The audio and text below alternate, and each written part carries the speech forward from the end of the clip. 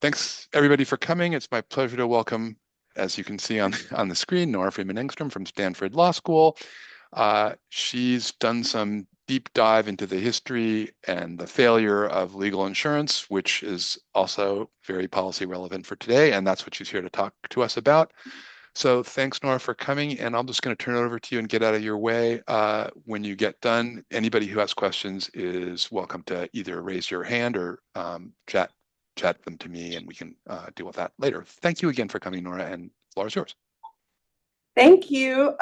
Thank you, Peter, and thanks to the many folks who have joined this afternoon. I'm really delighted to share this piece with you.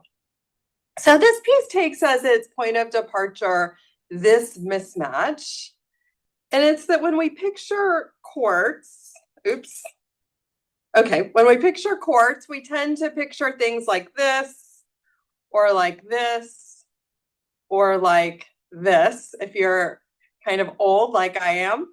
But in reality, our civil justice system tends to look much more like this or like this.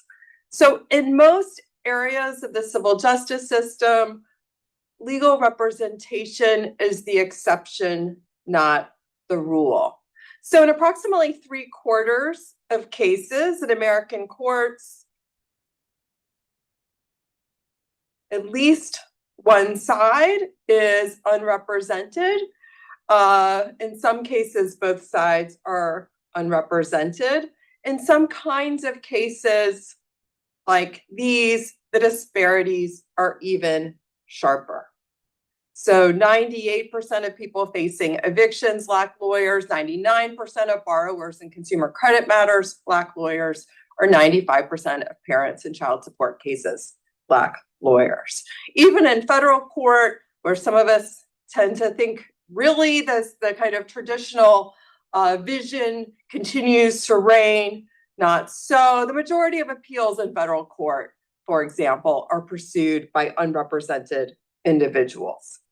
And those are the cases that make it into court. The vast majority of cases don't make it into court, even if the individual would be entitled to relief under governing law. So here, think about the worker entitled to overtime, a voter who was not permitted to cast her ballot, an insured entitled to coverage whose claim is denied, a spouse who is abused by her partner but is unable to obtain the domestic violence restraining order that she needs. So the vast majority of individuals with valid entitlements to relief are what we call lumpers. They fail to take action to vindicate their rights. And again, we tend to think of this as if that's the visible pro se crisis, it's just the tip of the iceberg. Below that pro se crisis are many, many more individuals with legal entitlements under the governing law, but who take no action. So I think of this as a layer cake of a calamity, the justice gap we see because our courts are chock full of folks wandering around who are trying to navigate a system that's designed by lawyers, for lawyers, without lawyers. And then there's these huge mass of individuals who we don't see. It's easy to ignore because they have no on-ramp onto the system. They might have rights, but they have no ability to vindicate those rights. So one interesting set of questions is what has caused this calamity. I've explored this question at length, but I'll table it for now. I'll be delighted to talk about it in the Q&A if there is interest. And I will point out that this calamity, it's not like, well, this is how it's always been, and so now we're just focusing on it. The situation has gotten radically worse over the past 30 years. Another set of potentially more interesting questions is, what do we do about it? And there are no shortage of fixes that are kind of being suggested and being talked about throughout the system. Some of these are uncontroversial. I wouldn't say they're easy and uncontroversial because actually it's really quite difficult. The average lawyer just devotes 36 hours to pro bono each year. Upping that, we haven't had much success in doing. More legal aid, that would be really good. Legal aid is totally stagnated. Those are some easy fixes. Everybody's in favor of those, even if we're slow to contribute. But as the Conference of Chief Justices recognized in 2020, even if we were really to double down on these easy fixes, it wouldn't make much of a dent in the problem. So traditional solutions, they found, are not likely to resolve the gap, which is increasing in severity. In fact, kind of a back of the envelope calculation is to really make a dent in the problem with just a little bit of help for people who need it, would require not 36 hours of pro bono every year by every practicing lawyer, but rather 900 hours. So there's this consensus that bolder reforms are needed. Part of these bolder reforms that folks are talking about and engaging in is relaxation of the lawyer's monopoly. So as you probably recognize, there's a law in nearly every state that says only lawyers can practice law, only lawyers can provide legal advice. Legal advice is capaciously yet vaguely defined. And one of the things that does is it means that in law, we have no analog to what we have in medicine. In medicine, a fourth of all healthcare is delivered by non-physicians because we have all these providers, including physician assistants and nurse practitioners. Nurse practitioners, for example, are licensed in every state, and they can provide care not under the supervision of a doctor. They can provide it independently.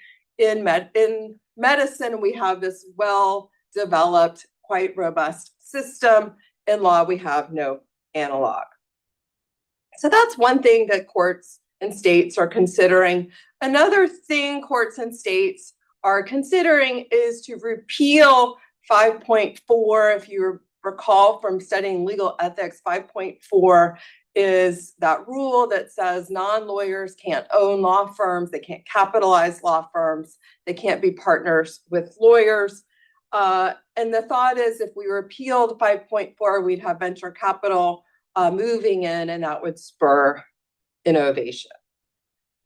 So we at the Rody Center, the center at Stanford that I co-direct, we've been deeply involved in these debates. There's a lot of activity happening in the states. We've been deeply involved in this activity, and we have done a lot of research and thinking. We published a book earlier this year on how to rethink the lawyer's monopoly. We've also studied Arizona and Utah have relaxed these rules. We've studied what have happened in those states in the kind of wake of the relaxation. So you can see this is a very live moment. It's a busy moment. This map looks at states that have taken steps to reform along one or both of these tracks. Those are the bright colors, or the states that have considered it. Those are the lighter colors. And yet, while there is all this activity and all this interest, efforts are also facing serious headwinds. So, for instance, the president of the Florida Bar recently announced the organization's unanimous opposition to non-lawyer ownership. In Texas, efforts to reform 5.4 have fizzled. In California, similar efforts have flopped. So in this roiling landscape, some folks are trotting out a new possibility, which is to say legal insurance. They're saying legal insurance is a solution to the access to justice problem in America. And some folks are saying this is so attractive and so promising because legal service plans are a win-win for attorneys in America's middle class. And that's because these legal insurance plans work to increase access to attorneys, not replace them. Should probably be clear, some of the things I just showed you in the map, whether it's relaxing the lawyer's monopoly or allowing non-lawyer capital into the fold, is very much kind of at odds with the maintenance of the lawyer monopoly. So this piece essentially asks whether that's right. It asks whether legal insurance really is a promising solution to our current crisis. And in part because, as you may well know, legal insurance is popular elsewhere in the world. In Sweden, for example, more than 90% of the population is covered. In Germany, legal insurance is broadly available. Can we just follow in their footsteps here? So I think the answer is no. And I reach that conclusion by taking a number of steps. So first, I recover the country's first major foray with legal insurance, finding somewhat surprisingly, or at least it was surprising to me, which is in the 1970s, legal insurance was big business. There were approximately 5,000 distinct plans for legal insurance in existence, and they took a wide variety of forms. But in the 1980s, bad news about legal insurance started to come out.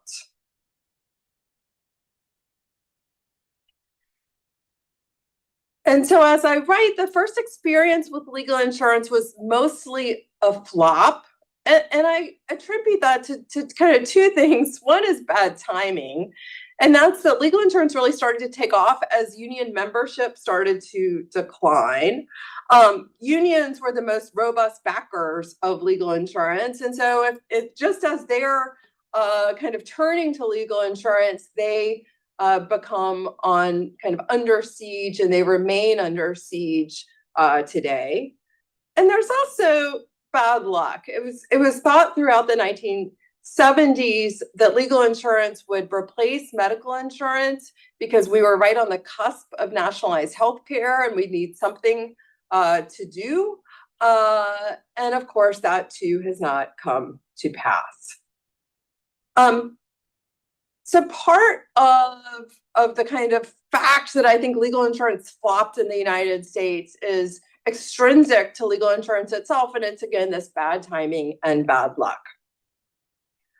But yet, I don't think it can all be explained away on this basis, which makes me very bearish on this idea. So I don't think that legal insurance is a solution, and I'll explain why. Essentially, it comes down, like a lot of things, to limited demand and limited supply. For starters, there's limited demand for legal insurance in the United States because we already have legal insurance. We have a lot of it. It just goes by a bunch of different names.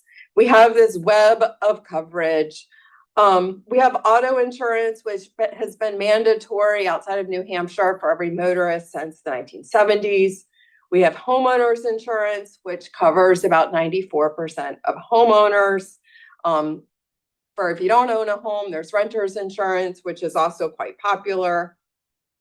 When someone brings suit, we have contingency fees, which are virtually unknown in most of the rest of the world, which covers the cost of professional services as well as litigation expenses and insures the plaintiff against a loss or inadequate recovery.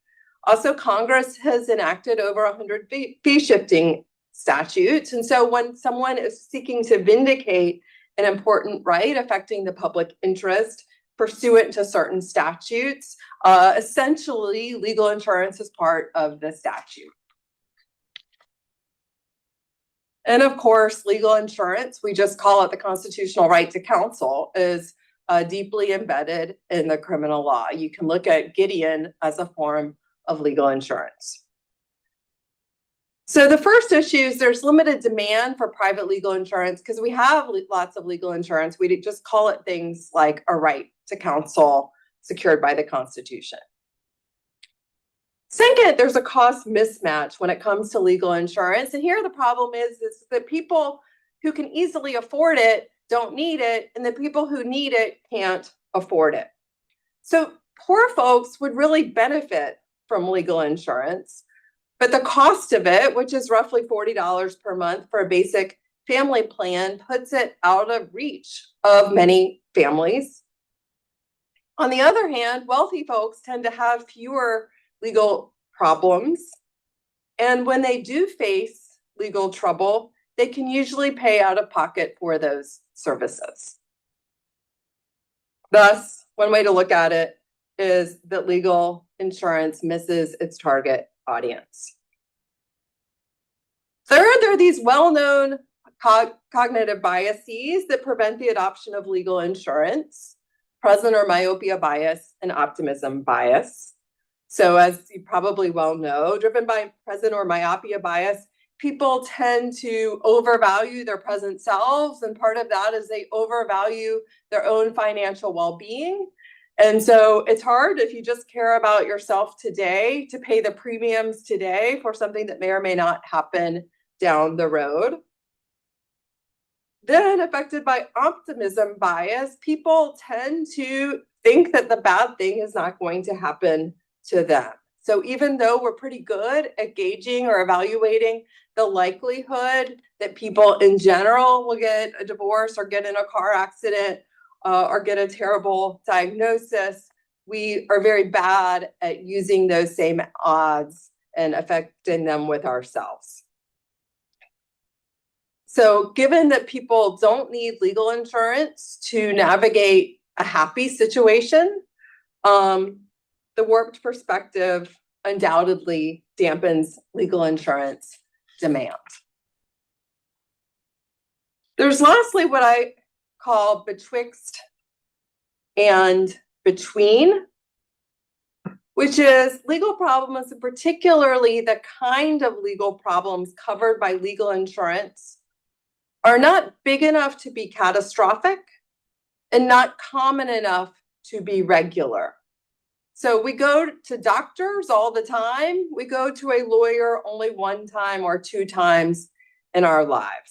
So that means this infrequency means you can have legal insurance for a long time and never need it. And it's hard to keep paying for something that you've gone years and not needed. So then we think about limited supply. The biggest reason, of course, impediments to supply is nobody gets rich selling something that people don't want to buy. So the fact that there's limited demand to a very large extent explains why we have limited supply. But there are initially these two other impediments: moral hazard and adverse selection. And some of these problems are very easy to see when you compare, for example, life insurance to legal insurance. The ability to assess risk in the course of underwriting, life insurers, for example, can really pressure test their insureds before signing them up. Their prospective insureds, they come to the house and they take your cholesterol and they weigh you and they listen to your heart. There's nothing like that you can do to assess whether someone actually, for example, is unhappy in their marriage and maybe contemplating a divorce, or actually maybe about to lose their job and therefore is going to ultimately need bankruptcy. The ability to save up. Life insurance works in part because a person can't forestall her death until she has it. A person can save up her legal problems, wait to have that divorce, wait to adopt that kid, wait to change your name, wait to file for bankruptcy until the coverage is in place.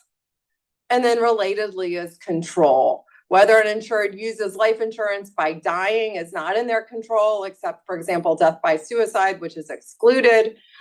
Whether one uses legal insurance, for example, by divorcing or changing her name, mostly is. Even things that, we think of like, being evicted is not within your control. On some level, not entirely within your control, but on some level, there is some volition that goes into whether or not, for example, you pay your rent or you use your limited resources to pay for other needs or wants.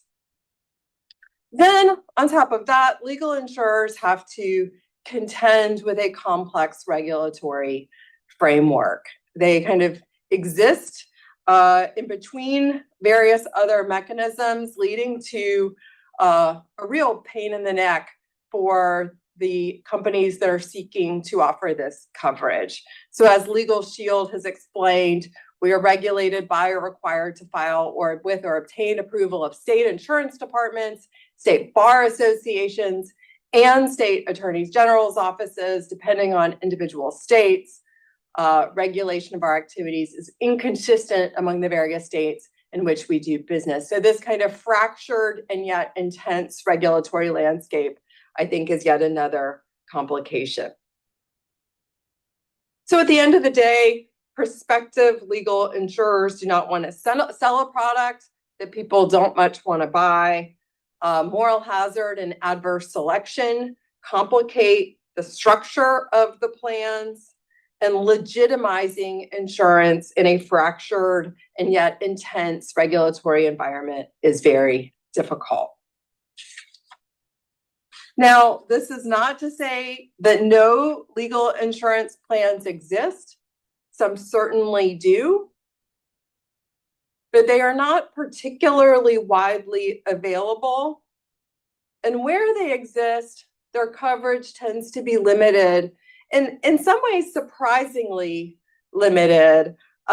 So for example, having kind of extravagant trial time, the $59.95 premium plan, for example, allows 100 hours of trial time and yet 1 hour of pre-trial help. I don't know how many of y'all have been trial lawyers, but that typically is not the preparation to actual in-trial time ratio that is needed to supply competent counsel.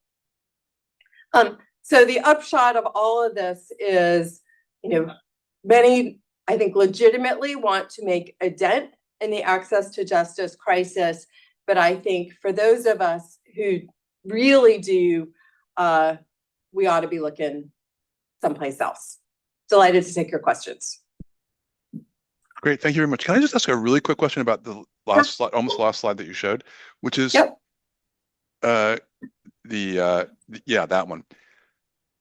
Is that just like marketing, like, oh, 100 hours of trial time? People are going to think that's really great because they don't understand that lawyers are going to spend, 3 hours preparing for every hour in court. So look, I'm getting 100 hours of trial time when my case is almost certainly not going to go to trial, and it would be most of the expenses way before that anyway. Or is there some legitimate reason for that?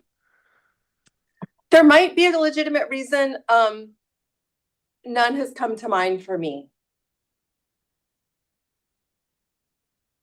Okay, that was responsive. So it's just like people don't know, and they're this is like, oh, we can pretend to give you a benefit that's really not much of a benefit. I didn't say that. I know you didn't, but that's what I said.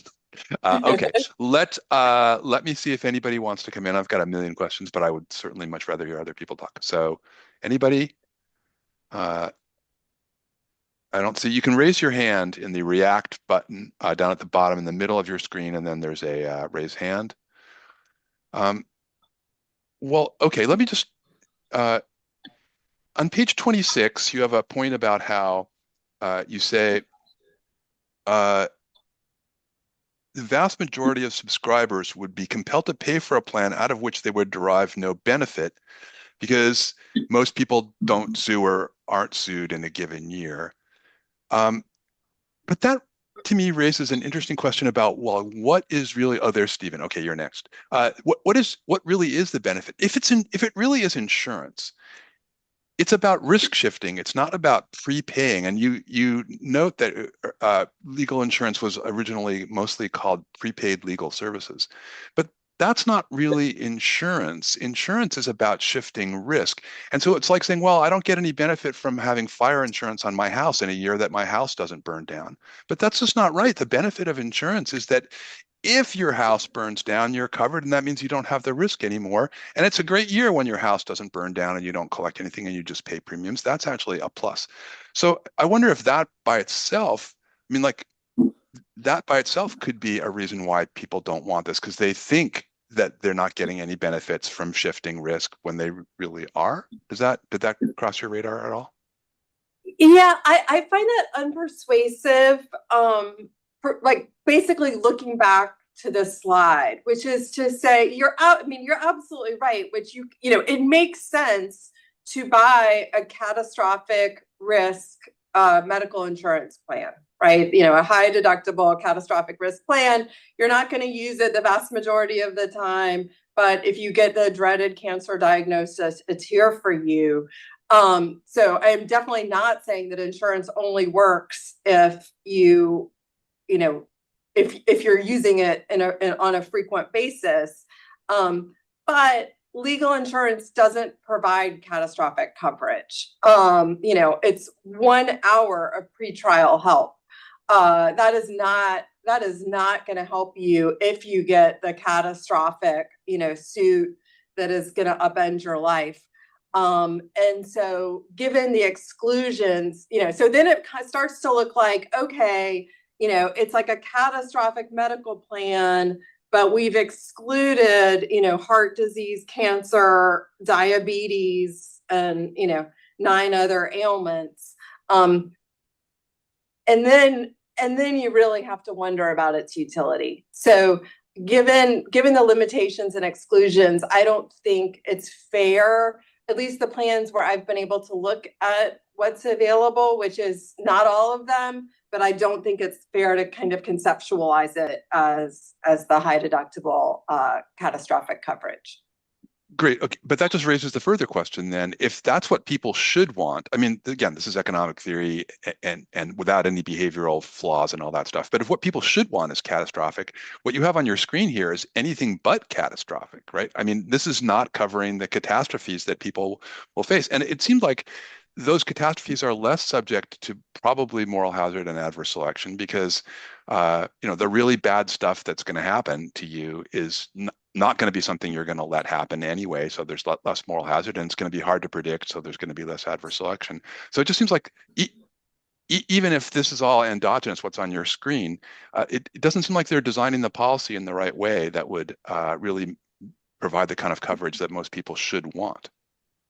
Yeah, I think you only need catastrophic coverage if you are wealthy, is the thing. Because otherwise you're judgment proof, right? And you can just declare bankruptcy and many, like, no one's going to come after you outside of your insurance unless you're wealthy.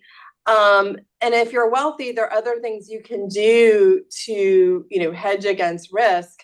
Where we're kind of a major legal thing happens to regular people, it happens on the plaintiff side, right? Or it happens on the criminal side. Both of those are kind of the unexpected catastrophic legal things.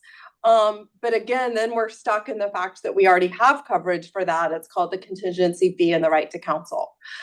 So otherwise, you know, the kind of catastrophic stuff is you being sued, and you being sued, if you're really, really wealthy, you do have a lot at stake. But if you're a regular individual, it's just not really going to come for you because no one is going to sue someone who's judgment proof. All right, let me shut up. We have Stephen Krause, Andrew Ganato, and Ken Abraham in that order. Stephen, you're on. Okay. Many years ago, when I was first starting my practice, I did real estate closings through a legal insurance plan. So that, you know, that was a limited benefit and they paid a flat fee. I think my question has to do with talking about the use of physician's assistants and nurse practitioners as a, I don't know, some kind of template for legal insurance. Training to become a lawyer is 3 years. Training to become a PA or a nurse is 6 or 7 years. So that doesn't seem to be a particularly good path to follow if we are looking for some kind of, I don't know, less trained professional who is supposed to be able to provide some limited area of representation, you know, cheaper. And then I guess the other question is, there's supposed to be these hordes of underemployed lawyers. How do they factor into the idea of legal insurance to employ those folks?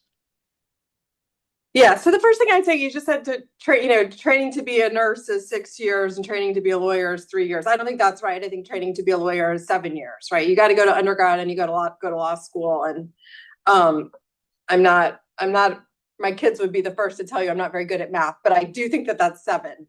And then you look and see there are states that very much are looking at the nurse practitioner physician assistant model and seeing real promise there.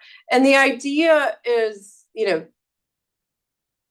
that folks with special training in more limited areas can extend or in some places supplant the kind of highest level professional. And so we have looked very closely. Interestingly, doctors didn't warmly embrace physician's assistants or nurse practitioners either. This book that I showed you earlier, The Lawyer's Monopoly, we have a really interesting chapter in there tracing the kind of how it is that now a quarter of the care provided by professionals in the United States are provided by non-MDs, and it was rocky. And actually, interestingly, insurance played a big role in it because medical insurers demanded cheaper forms of care. Also, there's been a lot of research into whether the care is comparable between MDs and non-MDs, whether they're nurse practitioners or physician's assistants. And that data is actually extremely positive, that the outcomes aren't discernibly different, and satisfaction is comparable, or even to the extent it skews higher for nurse practitioners and physician's assistants. People think they have a little more time to spend, and they take the answers a little more seriously, take the questions a little more seriously when supplying answers. And so I think there's real promise. I just finished a piece that's up on SSRN that's like, has the words assessing available evidence, like the utility or value of non-lawyer professionals assessing available evidence, where I went back and looked. We actually have about 100 years of studies of non-lawyers in the United States. Many administrative agencies allow non-lawyers to practice. And then we have these various states that have done it, either broadly like Utah or Arizona, or in really narrow places. But I don't know, we probably go through 25 studies, far more than had ever been compiled before in that piece. And again, the piece is kind of baseline cash out was much more favorable than I would have guessed in terms of, the studies that look at the quality of non-lawyer assistance at different times in different places using different metrics, tell a pretty consistent story, and the story is pretty consistent with nurse practitioners and physician's assistants. There's still a lot we don't know. What exactly should non-lawyers be allowed to do versus what they're allowed to do? I don't think anybody thinks, non-lawyers should be arguing before the Supreme Court anytime soon, just like no one thinks a nurse practitioner should be performing brain surgery. But figuring out the proper boundaries of practice, I think there's a real sense that would be valuable. In terms of we have like lots of unemployed lawyers, that's true. Interestingly, but they're also big counties in the United States with no lawyers at all. So yes, but there's like this weird concentration and misallocation. So for example, Alaska is a place that is addressing that and allowing what they're calling CWs, or CJWs, community justice workers, and they're having tremendous success by training folks to solve discrete legal problems and extending access that way. Okay, Andrew, and then Ken, and anybody else. I am interested in so I think a lot of the problems we articulate with uptake of legal insurance, follow from, there's this lack of demand for these structural reasons, there's potentially a lack of supply for these structural reasons.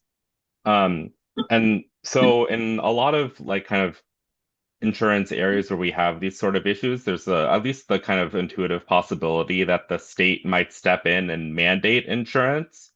I'm wondering if there's any reason to think that might be something that'd be beneficial to do here, or whether either just straight up adding it, or whether there's reason to think that state mandated legal insurance might be an improvement in some circumstances to the quasi substitutes that you mentioned, like fee shifting or contingency fees.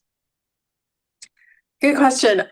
One place I would say is we essentially have mandated it, just not, consumers bear the cost via our taxes and right to counsel, right? So that is mandated legal insurance paid for by the state, which means, of course, we're paying for it. And I think that's a place where it makes a lot of sense. Beyond that, I kind of can't imagine it. I can't imagine this idea of we force you to get a divorce lawyer. It's really hard to picture the political economy of those debates. And then, of course, where people are a drain on the system, which is injured folks. Injured folks, as we all know, if you're injured and you don't have medical insurance, and you're injured seriously enough, you become a drain, and you need state benefits, you need Social Security, disability, and Medicaid payments. There, of course, we have kind of handled it, but through the contingency fee. Now, do I think that this somehow is better than the contingency fee? No, I think the contingency fee is really, really nifty. It has other benefits that we wouldn't have here. One of the big benefits that I think is easily underestimated with contingency fees is contingency fee lawyers are like these amazing case screeners that we would have to pay them a lot of money to screen cases, except for the fact that the contingency fee does it for us. So, med mal lawyers, for example, a good med mal lawyer is going to spend over $100,000 out of pocket reviewing a case before she decides to take it. She's going to send the records to real doctors, and the doctors are going to review the records. And she's going to engage in this very careful and very often salutary analysis. And she's going to do two things. She's either going to decide the case has merit and so take the case, or she's going to tell the client actually what happened, which provides tremendous, essentially, PI services, but for free to the client. So typically what a med mal lawyer will do if she decides not to take the case after an investigation is to bring the client to the office and carefully lay out, for example, why, something terrible happened in the hospital or a loved one died, and explained all the different kind of become the sleuth, the detective who puts the pieces together and can tell the story, which actually I just finished a project, has tremendous psychic benefits. And this is all done at zero cost to the public. It's just kind of this free cost that we all benefit from. And because it's embedded within the contingency fee. So I think anything that kind of rocks that boat, I'm very skeptical of and worried about. And anything that says, for example, you need to have insurance because we're worried, we as a society are worried you're going to get divorced, and we want you to be ready for it. I think that's just dead on arrival. And there, and then there are lots of other things. If we're worried you're going to breach so many contracts and you're going to be sued for breach of contract, of course, has all sorts of moral hazard and other problems that I don't think we want to go near. Okay, Ken Abraham, did I see your hand up? And it was a real hand, not a virtual hand, so I'm not sure I saw it, but if it is, now's your chance. It was a real hand. Hi, Nora. Hi. So as you know, I love this paper, and I'm glad I'm sort of down in the queue because I don't really have questions about the paper. When you first started working on this subject, it seemed to me that there were a few reasons why it was obvious there wasn't any legal insurance, and you opened my eyes to many reasons why there weren't. You showed me that there was a whole paper's worth of analysis that was worth doing. And I just have a few observations. You can react to them or not. So one thing that strikes me is just um, how powerful path dependency is in connection with law reform. I mean, if in Germany and France they have this kind of insurance, um, then at least probably it got going before the obstacles to it that exist in this country were operating there. Maybe they're still not operating there. They don't have all the characteristics of our society, and so just intervening in a situation that's been created by path dependency is very hard. It's about halfway through my career, I realized that I was mostly writing positive, that is, descriptive articles, and I realized it was because law reform is so hard. It's not only hard to accomplish, it's hard even to figure out what the reform should be when you weigh all the uh, pros and cons. So, I mean, this paper seems to me to be a kind of nexus of um themes. One of them is, the crisis in the provision of legal services that we have in this country. There's a member of your family working hard on that in an ALI project. Um, um, and the legal insurance is one aspect of, or one take on the crisis in legal representation that we have. Um, but it's all the other thing that's a nexus of is all these cognitive and related problems associated with insurance and underinsurance. Peter, your dialogue with Peter um, touched on that. I mean, why are people do buy long-term care insurance, um, even though it's a bad thing to buy for the most part. People with any kind of money to protect ought to want, 2-year deductibles followed by catastrophic care. Instead, what they buy is 3 years worth of coverage and so just when they're starting to need insurance, the insurance runs out. And we got a lot of cognitive failures in the insurance world, and one of the ways we solve them is by basically mandating it.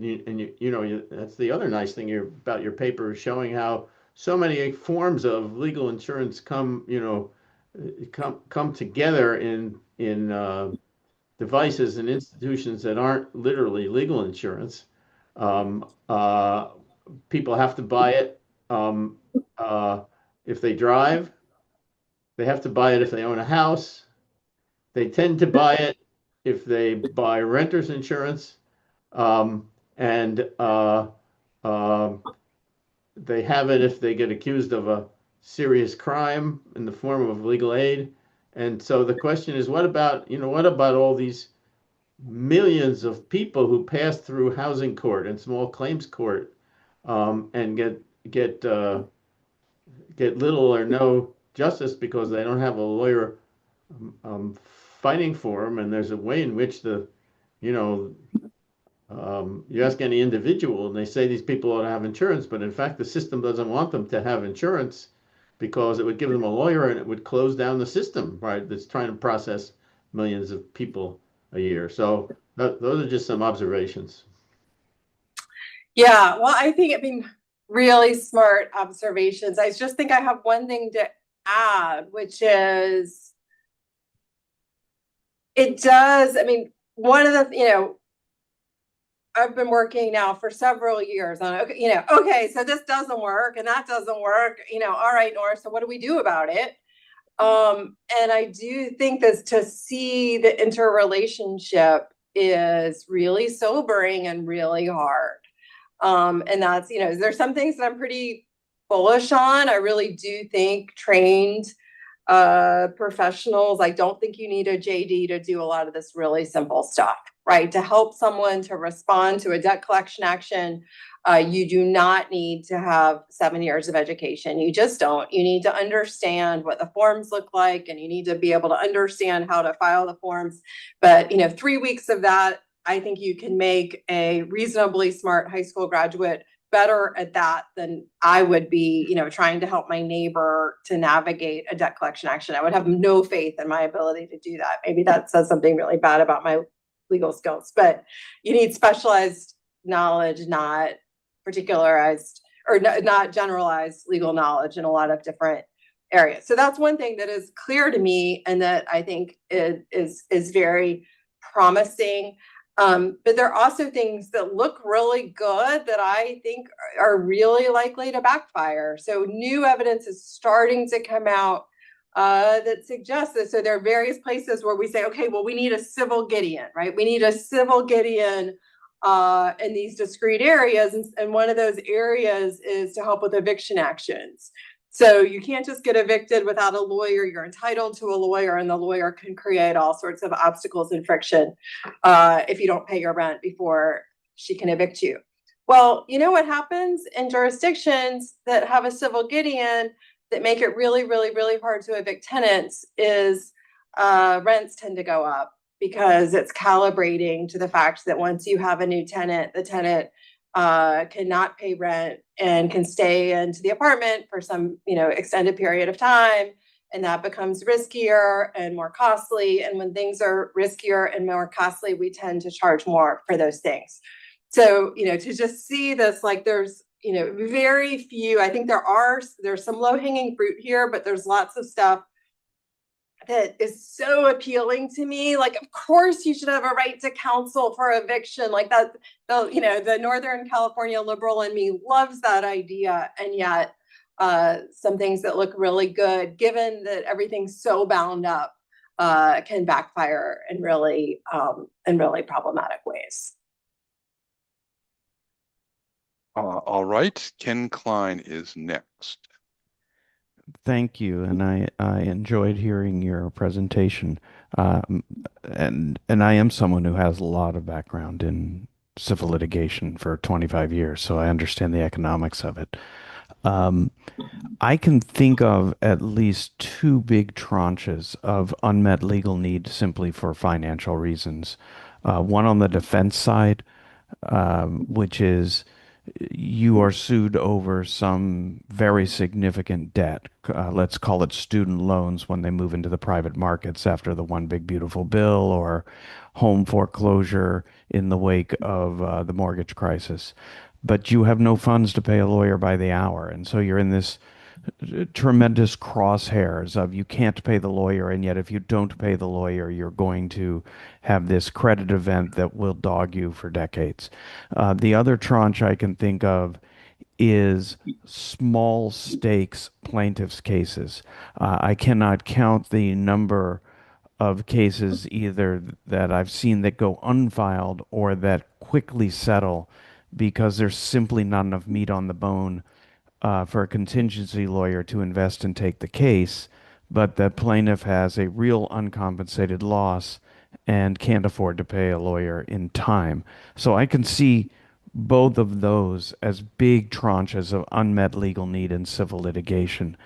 And so my question is, is the reason that's not being addressed, to your perception, by a product such as legal insurance because the market is speaking that it simply doesn't pencil out for somebody in the shoes of the insurer to be able to profitably step into those spaces?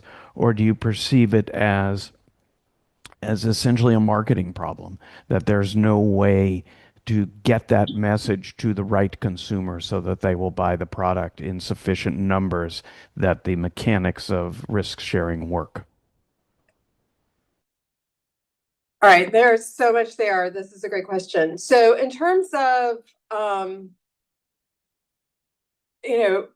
the debt issue is, I don't think that's a marketing problem. I think there's a real adverse selection and moral hazard problem. If I know I am protected, if I default on my debts, I become much more likely to default on my debts. There is some volition about whether you pay your debts or not. And I think that becomes a really hard thing, a hard kind of insurance to sell. And interestingly, that does seem to be, both of these areas that you've identified tend to be places where there are exclusions, as far as we can tell when we look at what the legal insurance coverage, what the offerings are or were. Certainly in the 1970s, they all excluded any kind of personal injury. And on your point about personal injury, I want to just underscore the point you made that we tend to, and I've written about this a lot, and I feel it really strongly, which is if you look even at state bars that do their access to justice, we're looking to map access to justice problem. Almost all of the state bars even exclude from asking about personal injury. And they have some sort of note about, we don't ask about personal injury because that's the one area where we don't have an access to justice crisis. There isn't significant unmet need. And that is I think it's the strong conventional wisdom is, solve like contingency fee. The problem with, personal injury is we have too many suits, not too few suits. We have too much claiming, not insufficient claiming. And that's just wrong. And it's been wrong for a long time. And it's really important that people recognize that there is a substantial access to justice problem in the personal injury sphere too.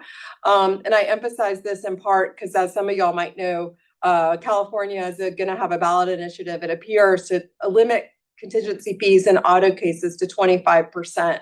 And if that were passed in California, I would be really, really, really hard for even catastrophically injured folks to get representation for car crashes in California. And if it were to pass in California, I don't think it would stay in California. I think it would sweep across the United States, as we've seen. That started, California started tort reform kind of traditionally in 1975 with MICRA, which capped contingency fees, among other things, in medical malpractice. That swept across the United States. Now 63% of people live in jurisdictions with capped damages. I think if we cap contingency fees to 25%, it's an Uber-sponsored initiative. Essentially, Uber and others would be buying insulation from any kind of civil liability. So I think just recognizing that I think, what do you do about the fact that you're absolutely right? People can't bring small PI claims. I think part of what we do there is I think it's in part a contingency fee cap issue, in part it's a damage cap issue, but it's absolutely true. And anyone who cares about access to justice should pay attention to that problem. Also, in part because poor folks are more likely to be injured than rich folks. And of course, poor folks' claims tend to be smaller because of the impact of wages on damages. Can I ask about something that you said in response to Ken, I think the previous Ken, about how if you look at the effects of providing civil Gideon representation for, say, eviction, that what's going to happen is rents will go up. So that seems like, again, like it's kind of like economics 101, general equilibrium. Like, yeah, if you like, there's competition in the real estate industry, so that's going to earn some rate of profit. And if you make it less profitable for them by saying, like, some of these things you're not going to be able to collect on, or it's going to take you 2 years instead of 1 or whatever, then absolutely you would expect that rents would go up, so that that thing just equilibrates. But then that seems like, isn't that always true? Like, the fact is, the civil justice, like the access to justice problem, is urgent and bad and all that. But once you start giving people representation, then the other side, whatever the other side is going to adjust its behavior. And then there will be just ripple effects throughout. And that's true for like anything that you can think of. As long as there's a price that can move, it will move in response. And so, debt collection. Well, if you're guaranteed a lawyer when they try to collect your debt, then what will happen is some of the time that they now win, they'll lose, and then they'll just raise prices to compensate for that. And so, like, what are we supposed to do? Like, I'm not asking you to solve that problem, but it just seems like, wow, that's really, really, really hard. It's even harder than the problem you've already been talking about. It's really hard.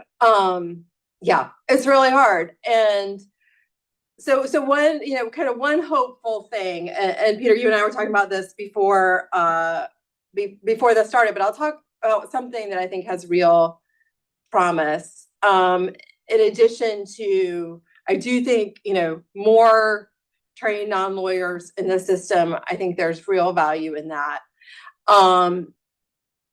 One thing that we know now is with debt collections in particular. So what's happened with debt collections, and this goes to the system is intertwined, is debt collectors have been able to reach further and further and further into the pool, and they sue on more cases than they used to. In fact, I think maybe I can show you here. Look at these statistics.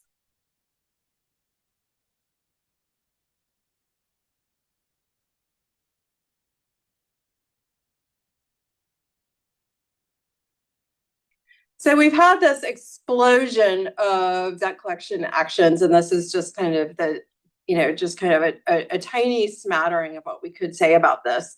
And it's clear that here, when David, my co-author, and I looked at the data, that essentially debt buyers used to not sue you for less than, let's say, $12,000. Now they've been able to automate filings, and so it makes sense to sue you for like $4,000. They can reach, if you picture like the bucket of apples, they can reach further into the bucket. And that's what explains in part this like skyrocketing filing of debt collection actions. And then 90% of debt collection actions end in a default judgment. And there's some evidence that 1 in 4 wage earning Americans have their wages garnished at any particular time. Debt collection actions, when a default judgment is entered, it ends in a wage garnishment. And I see this, by the way, as it sucks to have your wages garnished. I see it as a real democracy problem. Political scientists used to talk about the democracy of the DMV and this idea that the DMV was people's touch point with government. I think now it is like debt collection actions are the democracy problem. That people see, only 28% of Americans think the civil justice system is fair. And it's all these folks are being jerked around by courts that they don't understand and judges they haven't seen. So one of the things we're doing in California with this collaboration we have with the LA Superior Courts is to we've built an AI tool that will better test and limit the ability to obtain a debt collection action on a deficient filing. Right now, a lot of default judgments are granted when the filing is deficient legally, such that it shouldn't be granted. There isn't an entitlement under the formal law. So it is like calibration, and now, so we've had like technology is supersized debt collectors. We're going to come in and help using AI tools from Stanford, supersize courts and empower courts.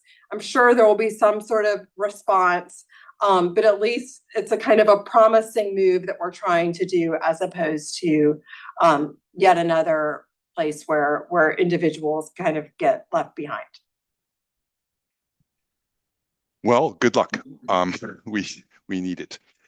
All right. Any other questions? I just was asked by Nikki to point out that if you want Connecticut Bar CLE, there's something in the chat, which is a link you can click to for that with information about how to do it. Otherwise, please join me in thanking Nora, and good luck with everything. This is not just scholarship, this is activism, and it seems like it's very much, wonderful on both counts. Thank you. Thank you. Okay. I appreciate it very much. Okay. Thank you. See ya. Thanks.